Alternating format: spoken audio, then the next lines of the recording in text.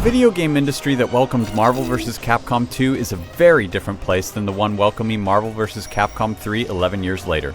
Back then, we were still waiting for details on the original Xbox and the Nintendo GameCube. Call of Duty didn't even exist, and Sega was still making the Dreamcast. Capcom finds itself trying to meet hype and demand that is built up for over a decade, attempting not only to meet those expectations, but find some common ground between the obsessive, hardcore fighting game fans and those who just want to see Wolverine and Ryu beat the hell out of each other. Their labor of love succeeds for the most part. It's a game with phenomenal core mechanics that is a lot of fun to play. However, it may not be the complete package that some are looking for.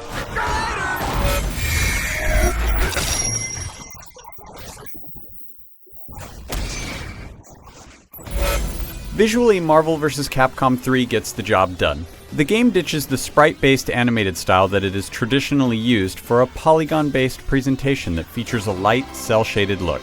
It works, but ultimately dulls down detail and characters seem plainer because of it. Still, considering the brisk pacing of matches and the gorgeous effects that fly left and right across the screen, it'll be tough to notice the simpler character presentation. Hardcore fighting game fans will also appreciate how the game is set up. Much of the roster is available from the start, there's an extensive training mode, and the game records an insane number of statistics. There are also small touches like the ability to save your favorite teams so that you can quickly select them before a match. Unfortunately, there's also a distinct lack of modes, but we'll get to that a little later.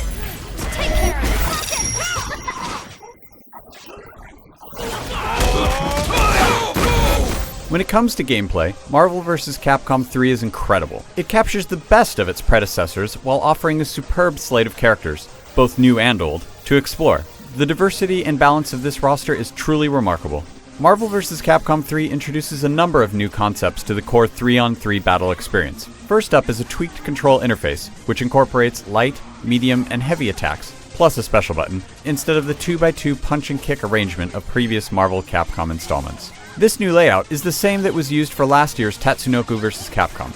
The tweak is subtle, but important, as now the special button has a more streamlined, universal application when it comes to popping opponents into the air for combos. Other changes are far more significant. The addition of Simple Mode, which removes the complexity of move execution, is no doubt a controversial concept for many fans of the franchise. Fortunately, the new system doesn't imbalance gameplay. If you're a skilled player using normal mode, a rookie in Simple isn't going to have much of a chance. You are defeated! Two other enhancements come in the form of changes to combat. The ability to call in partner attacks in mid-air will no doubt make for some particularly vicious combos, but more significant is the idea of the X-Factor stat boost. Once a battle, a player can temporarily boost the power, speed, and even healing of the combatants. The catch here is that the X-Factor will affect each character differently, and the degree of the boost is affected by the number of active players on the team. It sounds simple, but how players use this device will no doubt be the subject of much debate and strategic thinking. It could critically change the tide of a match. Here's the tough part about Marvel vs. Capcom 3. As great as the core fighting game experience is, and as awesome as fighting your friends online and offline will be, that's more or less all there is to the game. You have a training mode and a limited challenge-based mission mode, but that's it. There are only 4 characters to unlock, and now necessary features like spectator mode, survival mode, or time challenge are completely missing in action. And unlockable extras, which include character models and character endings, really aren't that exciting. Some of this may be fixed with downloadable content in the future, but that's not really an excuse. This is a little frustrating, especially given how much fun the game is to play.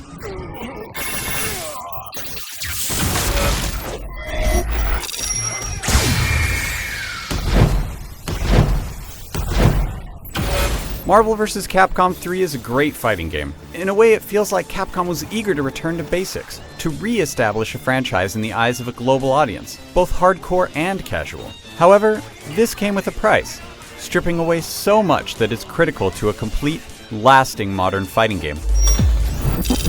Of course, this probably won't matter very much to the hardcore fighting community. They'll be too busy wearing out fighting sticks to care. For more on Marvel vs. Capcom 3, head over to IGN.com.